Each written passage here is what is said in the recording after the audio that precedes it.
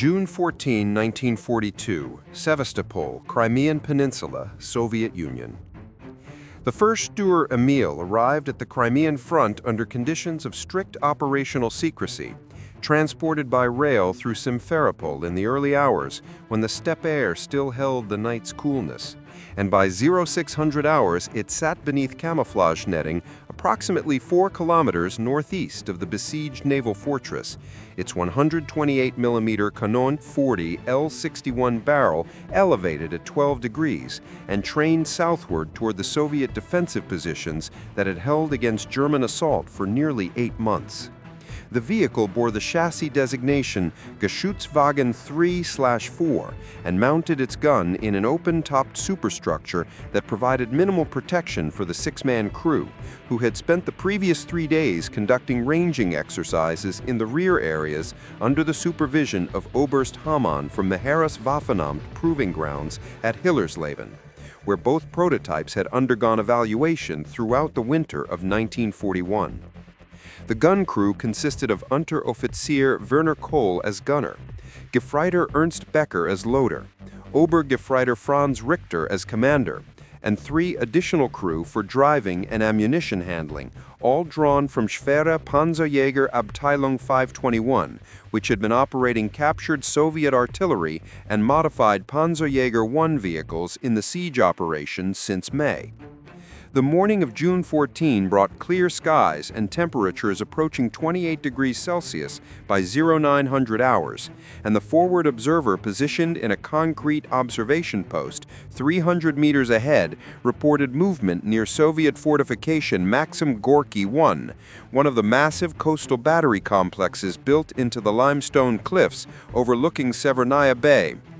At 10:47 hours, Richter received fire authorization through field telephone from the battery commander, and the crew loaded the first 128mm Panzergranate 40 armor-piercing shell, which weighed 28 kilograms and required both Becker and the ammunition handler to lift it into the breech mechanism that had been adapted from the 128mm Flak 40 anti-aircraft gun.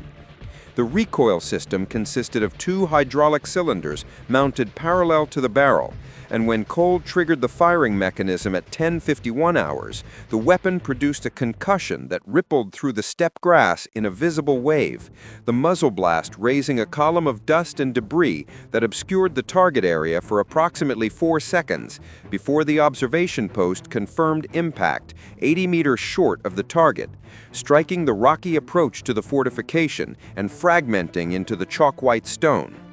The crew adjusted elevation by 3 degrees, reloaded within 45 seconds, and the second round departed at 10:53 hours with the same thunderous report that could be heard across the German siege lines and likely within the Soviet positions as well, this time striking the concrete facing of the battery position and penetrating approximately 2 meters before detonating, though post-battle analysis would later suggest the fortification's construction, reinforced concrete up to 3 meters thick in places, absorbed the impact without catastrophic structural failure. Throughout the afternoon, the Sturer Emil fired 17 rounds at various fortified positions, Soviet artillery emplacements, and what intelligence had identified as command bunkers built into the hillside south of the Chernaya River, with the gun crew rotating duties every 90 minutes due to the physical demands of handling the massive shells and operating in the exposed superstructure where the sun's heat collected and radiated from the armor plate until the metal became too hot to touch with bare hands. By 16:30 hours, the barrel showed signs of excessive heating, and Richter ordered a cooling period while the vehicle relocated approximately 800 meters westward to a secondary firing position that had been surveyed the previous day.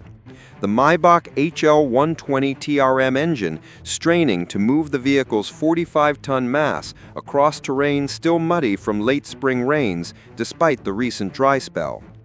Soviet counter-battery fire began at 17:05 hours, 152mm shells from distant artillery positions, walking across the steppe in a pattern that suggested the Red Army observers had triangulated the Sturer Emil's position from muzzle flash and sound, and the vehicle commander ordered immediate withdrawal to a covered position behind a collapsed collective farm building where the crew waited until dusk before returning to the designated firing area. At 20:15 hours, with the sun descending toward the western horizon and casting long shadows across the siege lines, forward observers reported that one of the afternoon's targets, a reinforced observation post on Hill 192, showed visible damage consistent with a direct 128mm hit, though the position remained operational and would require additional bombardment. The crew fired 6 more rounds as darkness fell, each muzzle blast illuminating the surrounding steppe in brief orange-white bursts that destroyed night vision for several seconds afterward. And by 2200 hours, when operations ceased for the day, the Sturer Emil had expended 23 rounds of 128mm ammunition, more than half its typical combat load. And the barrel's rifling showed measurable wear that would require inspection and possible replacement if the firing rate continued at current levels. Cole reported that the gun's recoil mechanism had performed within acceptable parameters, despite the sustained fire mission, though hydraulic pressure had fluctuated during the final 3 rounds, possibly indicating seal degradation from the accumulated heat and mechanical stress. And maintenance crews worked through the night under blackout conditions to service the vehicle, refill ammunition stores from the supply dump at Bakhchisarai, and prepare for the next day's operations, while Richter compiled his after-action report, noting that the 128mm gun's effectiveness against hardened fortifications exceeded that of the standard 88mm weapons, but that the vehicle's mobility, crew exposure, and ammunition consumption presented significant operational challenges that would need to be addressed if the weapon system were to enter series production, though such decisions remained far above his authority and far from his immediate concern as the Siege of Sevastopol ground forward into its 8th month with no clear end in sight. July 3, 1942. Severnaya Bay, Sevastopol, Soviet Union. The second Sturer Emil, which had arrived via rail transport on June 28 and bore chassis number 52102, with minor modifications to the gun mount assembly based on field reports from the first prototype, occupied a prepared firing position approximately 2 kilometers west of the city's center,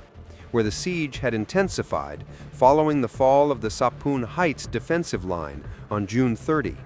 and the morning fog rolling in from the Black Sea provided temporary concealment as the crew, led by Feldwebel Kurt Steinmann, a veteran of the French campaign who had transitioned from conventional Panzerjäger units to this experimental vehicle, conducted pre-firing checks on the elevation and traverse mechanisms, while Soviet naval infantry continued to hold fortified positions along the waterfront, despite Wehrmacht forces having penetrated to within 800 meters of the harbor facilities.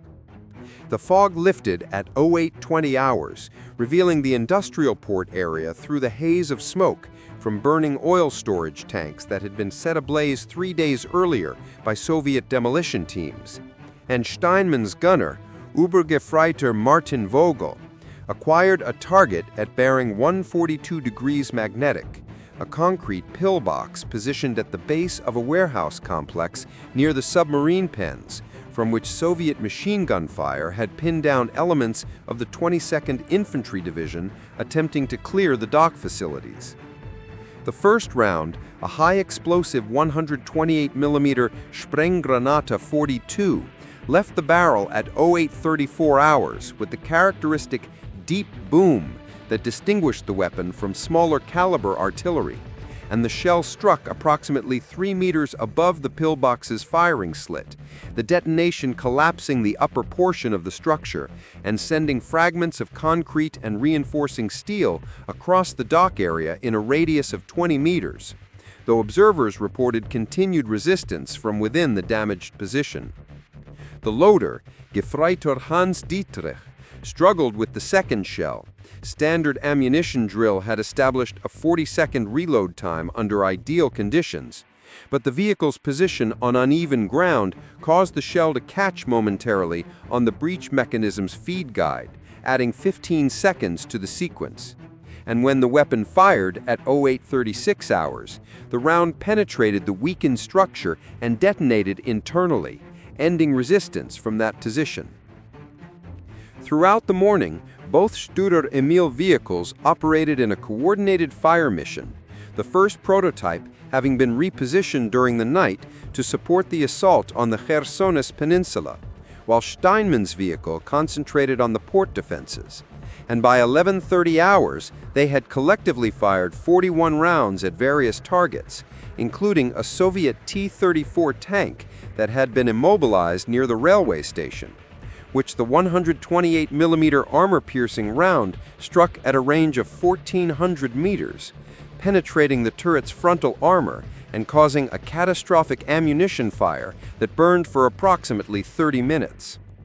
The tactical situation had evolved rapidly since dawn, with German forces exploiting the breakthrough at Malakhov Kurgan and advancing into the city's northern districts, while Soviet units fought a withdrawal action toward the Chersonis Peninsula, where evacuation by sea remained theoretically possible, though increasingly unlikely given German air superiority and the presence of Kriegsmarine units in the Black Sea approaches.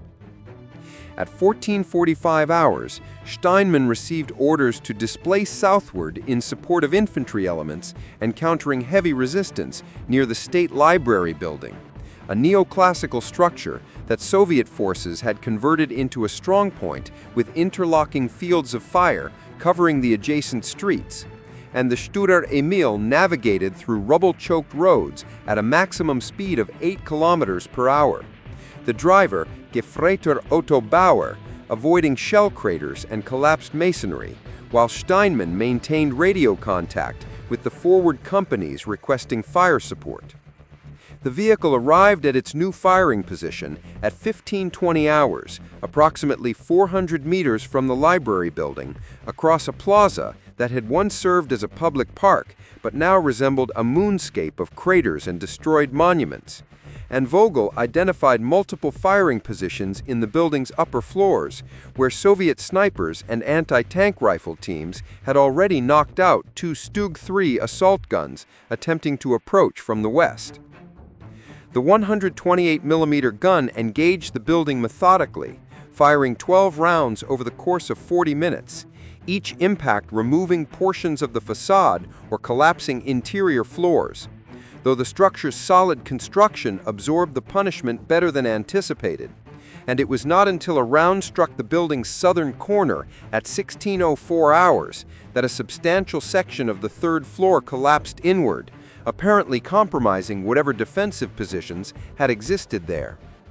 Soviet artillery responded at 16:15 hours, 122mm howitzer fire landing in a pattern that suggested the Red Army observers maintained positions on the hills south of the city, despite German advances, and Steinmann ordered immediate displacement as the third salvo landed 60 meters short of the vehicle, fragments pinging off the open superstructure and wounding the assistant loader, Gefreiter Wilhelm Klein, with a small piece of shrapnel that penetrated his left forearm, but did not incapacitate him sufficiently to require evacuation. The vehicle withdrew to a covered position behind the remnants of a municipal building, where the crew performed hasty field maintenance while Klein received first aid from the vehicle's medical kit, pressure bandage, and morphine syringe, before resuming his duties at reduced capacity. As evening approached, and the summer sun descended toward the western horizon, both Sturer Emil vehicles had expended most of their combat loads. The logistical challenge of supplying 128mm ammunition to forward positions had become apparent as supply vehicles struggled to navigate the devastated urban terrain, while under intermittent artillery fire, and Steinmann's vehicle, in particular, only had 9 rounds in ready storage, with resupply unlikely before nightfall. At 1930 hours, the vehicle was ordered to relocate to a harborside position to provide direct fire support against Soviet naval vessels still berthed at the submarine pens, though this mission was subsequently cancelled when Luftwaffe dive bombers from Sturmkampfgeschwader 77 conducted attacks on the remaining ships at 2015 hours. Their Junkers U-87 Stukas dropping 250-kilogram bombs that sank or disabled the targeted vessels before the Sturer Emil could engage. The crew spent the night in a defensive position near the former customs house, maintaining security watch, while the sound of small arms fire echoed through the port area as German infantry cleared pockets of resistance building by building. And Steinmann wrote in his field log that the 128mm weapon had proven highly effective against fortified positions and armored targets, but that the vehicle's limited ammunition capacity, slow rate of fire, and vulnerability to counter-battery fire represented significant tactical liabilities that would require doctrinal adjustments if the weapon system were to be employed in future operations. Observations that would later be incorporated into the after-action reports submitted to the Waffenamt Evaluation Committee in Berlin. Though by that time, the decision had already been made that the Sturer Emil design would not proceed to mass production. The resources instead directed toward other weapons programs deemed more critical to Germany's strategic requirements as the war expanded across multiple fronts, and the initial optimism of 1941 gave way to the grinding attritional reality of 1942. September 8, 1942. Munga Station, Leningrad Front, Soviet Union. Both Sturer Emil vehicles arrived at the Leningrad Front in late August after extended rail transport from the Crimea, traveling through Kharkov, Smolensk, and Pskov over 11 days under tarpaulins to conceal their profiles from Soviet aerial reconnaissance, and they were assigned to Schwere Panzerjägerabteilung 502, tasked with countering Soviet attempts to break through the German encirclement at the narrow land corridor near Munga Station, where the Red Army's Volkhov Front had been conducting repeated offensive operations throughout the summer. The terrain differed markedly from the Crimean steppe, dense birch and pine forests interspersed with swampy lowlands and narrow earthen roads that turned to viscous mud after rain, which fell frequently during early autumn, and the Sturer Emil crews discovered that their vehicle's ground pressure made off-road movement nearly impossible in these conditions, restricting them to prepared positions along improved roads and rail lines. On the morning of September 8th, temperatures hovered near 14 degrees Celsius under overcast skies, and Obergefreite Richter, who had remained with the 1st Sturer Emil after Sevastopol, positioned his vehicle approximately 800 meters east of Munga Station in a prepared revetment that provided some protection while offering clear sight lines across open ground where Soviet forces had been observed massing. Intelligence reports indicated that elements of the Second Shock Army were concentrating in the forests to the east, supported by armor from the 122nd Tank Brigade, which had recently received replacement T-34 and KV-1 tanks. And the German defensive plan called for the Sturer Emil vehicles to serve as mobile anti-tank reserves capable of engaging Soviet armor at ranges exceeding those of standard PaK-38 and PaK-40 anti-tank guns. At 07:45 hours, Soviet artillery preparation began with a barrage from 152mm gun howitzers that walked across the German lines, and Richter ordered his crew to take cover as shells impacted within 50 meters, the concussions causing the vehicle to shift on its suspension and showering the area with soil and forest debris. The barrage continued for 90 minutes, reducing visibility to less than 200 meters due to smoke and dust, and when the shelling ceased at 09:15 hours, forward observers reported Soviet infantry advancing with at least 12 tanks in staggered formation. The first T-34 appeared through the smoke at 09:22 hours at a range of approximately 1,800 meters, and Richter's gunner Kohl acquired the target through the optical sight, tracking the tank as it advanced at roughly 10 kilometers per hour. And when the range closed to 1,400 meters at 0925 hours, Richter gave the firing order, and the 128mm Panzergranat 40 left the barrel with the massive report that temporarily deafened the crew. The round struck the T-34's glossus plate, the armor-piercing projectile penetrating the 45mm frontal armor and continuing through the fighting compartment before exiting through the engine deck, and the tank coasted to a halt, trailing smoke, before secondary explosions destroyed the vehicle completely, the turret lifting off and falling to the side.